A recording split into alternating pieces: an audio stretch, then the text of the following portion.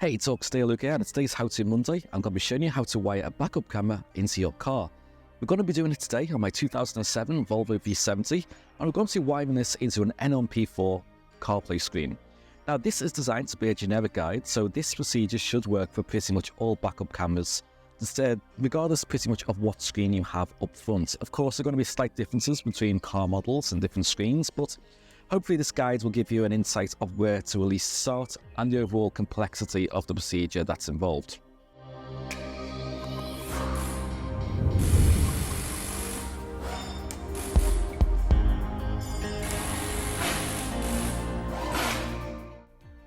So, first thing I'm going to do is just test everything out and make sure it works. I'm going to plug this CarPlay screen into my rear outlets of the car, get some power going to it. And we just want to make sure all our hardware is working correctly first, and I want to give you a quick demonstration of basically how the wiring works, because there is two plugs on here and it's very important to understand what this second wire does. So I'm just going to connect all this up together. So this plug can only go in one way, so you can see that it kind of joins into here. It's got a little notch that's cut out. So that's going to go like that. That's your main connection to the camera.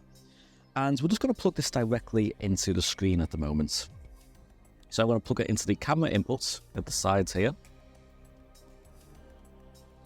And straight away, we can see that something came up on the screen, but I'm just going to click on the camera icon at the back, and we can see on the right, I just bring this up, that we have the backup camera working. So we can see that the hardware is working absolutely fine, and that's really, really good.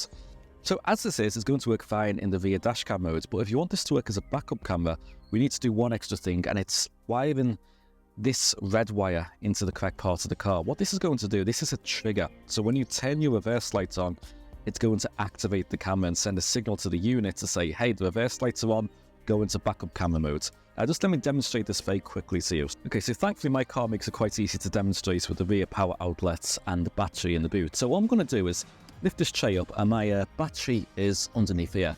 I'm just going to connect this to the positive terminal, the red one, and you're going to see that this screen is going to go into reverse camera mode. Its backup camera is going to come on. So I tap that, we can see that the reverse camera is on now, and as soon as I take this off and give it a few seconds, it's going to revert back to the normal mode. So essentially that's like the light coming on and going off.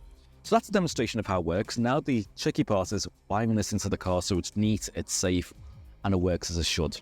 So the next consideration is, where do I mount this on the car? To me, there's kind of like three places you could normally mount it. So let me tell you the two that I don't recommend really. So the first one is on the outside of the car, because I mean, I've done this in the past and I know from experience here. The problem is yes, you can mount it here, but it's more difficult to wire in because it's got to go from the outside to the inside.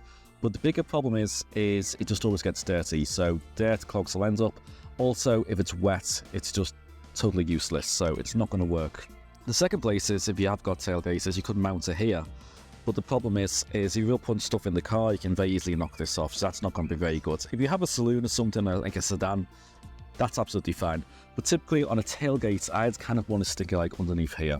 So actually on the tailgate, behind the glass, somewhere that if you have a rear wiper, that is going to clear where the camera is. So obviously it's going to have a view when it's raining, it's going to be able to stay clean. So like over here, not going to be good. Here's going to be a pretty good spot. Typically these kits for the camera either come with screws or they come with a sticky pad. So I'm going to try the sticky pad out first. Hopefully that's good enough to hold it. If it's not, I'll put the screws in later. So I'm going to take some of this. This is just all-purpose cleaner. So you could use some washing up liquid if you want, like dish soap. So I'm just going to try and degrease this area, make sure it's nice and clean, so we get good adhesion with the pads and it's not going to come off. So just wipe that in there. I'm just going to give this 30 seconds to dry, and then I'm going to go ahead and stick the camera in place. Okay, next thing you need to do is locate where the reverse light is. Now this can vary on car to car. So not all cars have two reverse lights, by the way. So they might have like a reflector and a reverse light. Some cars will have two reverse lights. Some cars will put the reverse lights in different locations as well. So you might find them in the clusters like here on my Volvo V70. So the two reverse lights are here on my car. Some cars might put them in the bumper. Other cars might put them into the tailgate if they've got extra parts of the light cluster here. So locate where that is, because that's very important, because that's exactly where we need to run this red wire to. What's very important is before we start using wires everywhere is to make sure that this red cable is long enough, because Most cars are actually going to require longer cables. So if you take my car here, we're going to have to route it through here, and then it's going to have to come down to the side of the car to this light cluster here at the bottom, and that's just not enough cabling for this job. So what I would recommend doing if you do need more cabling is get some cable. It could be super thin. It doesn't, I mean, this cable's overkill. And we're going to join these together before we start routing against in. So we'd make sure we've got a long enough cable before we start getting ourselves into trouble. So I'm just going to strip the insulation off the end of these wires. So I'm just going to use some of these electrical block connectors to join them together. You can solder the wires, of course, if you want, but this is probably the simplest way of doing it. And it's just literally a case of doubling the wire back on itself so it doesn't fray. So just like that. Stick it in one end of the connector like this. And then you see these little screw holes. We're just going to screw them down with a small flathead screwdriver. So the idea is we just stick that into there, twist it until it's nice and tight, and then give it a tug. Make sure this wire doesn't come off. So you can see that it's clean, it's in there, it's insulated, and it's not moving.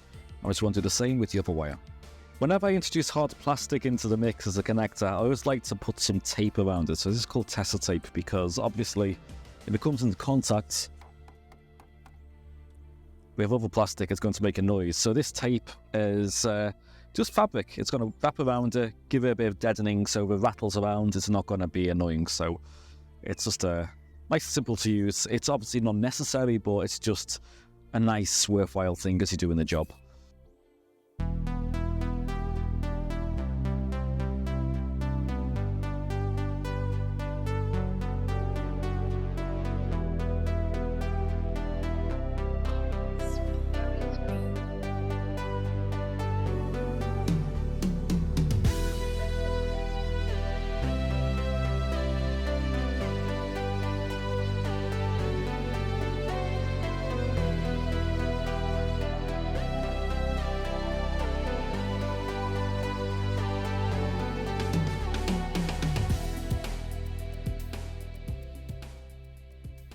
So the camera's routed through into the cars. As you can see, it's quite a neat install, just this little bit of wire exposed, and then this comes out here behind this plastic shrouding, which I've just cut a small channel out so it clips down here, goes into the tailgate, and at the moment the wires are coming out here. So the black wire needs to be routed towards the front of the car where the screen is, and this red wire is going to be routed to where the reverse light is.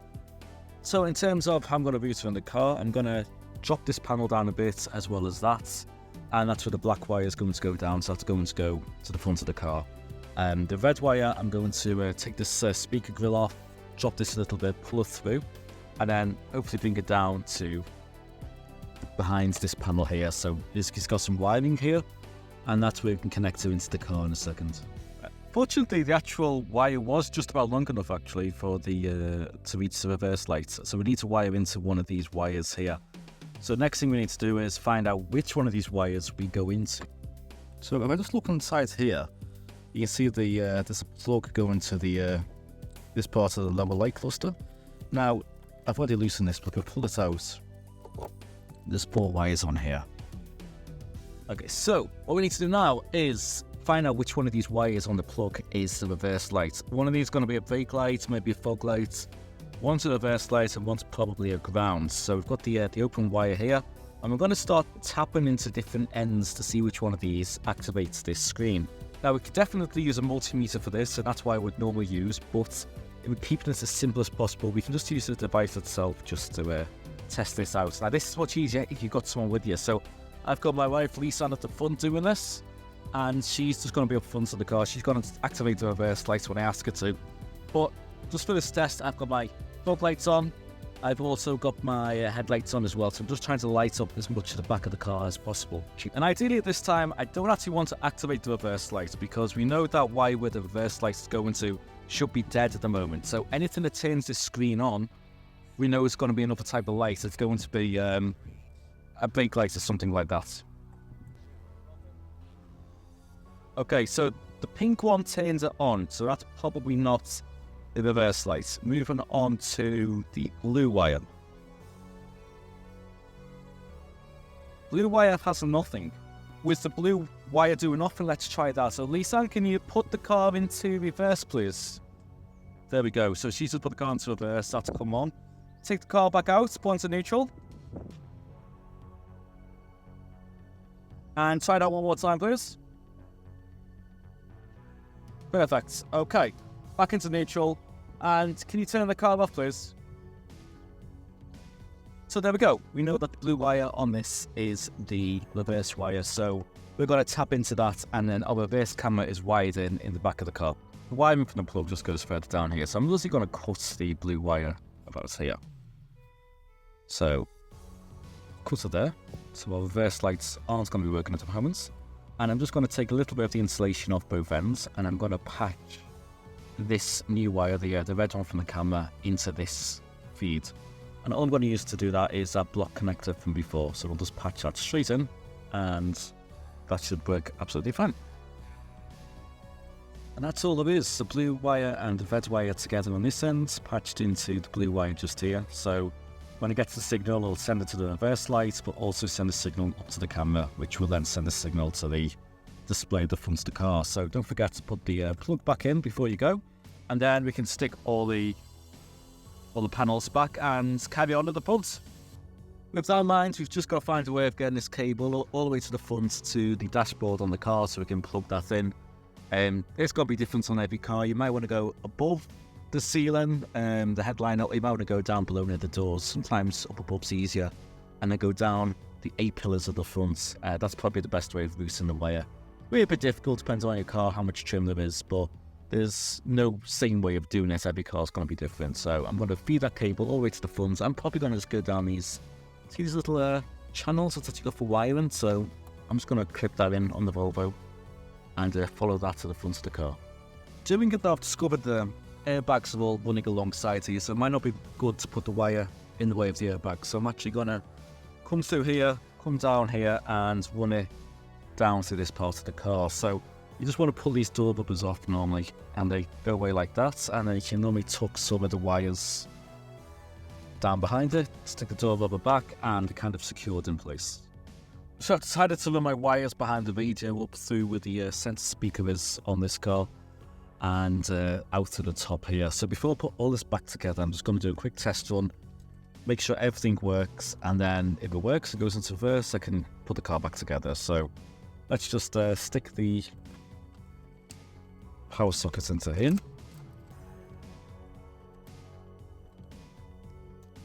Calibration on. Neutral.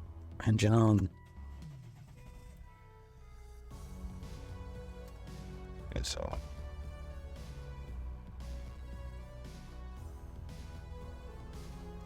That's on there, so if I put this to reverse, perfect. Okay, car can go back together. There we go, there's it all installed into the car, so you can see it's all nice and neat back together, and it's just coming through this part of the dashboard here, so it's a nice compact install, it's not in the way of anything. So the only thing left to do now, if your device supports it, is to maybe calibrate the reverse line. So on this one, you go to settings and reverse line calibration, and it's able to just move the reverse line, so you can kind of say like, alter the distance of what you call acceptable and what's too close, for example. So it might take a little bit of trial and error to get that right, but try it, maybe use it in conjunction with your parking sensors to see whether it starts beeping at the right point, and then hopefully that will help you set them up as well. And that's pretty much all there is to it. If this video is helpful to you, just a thumbs up or a comment would be greatly appreciated. So thank you all for watching, see you soon, and as always, take care.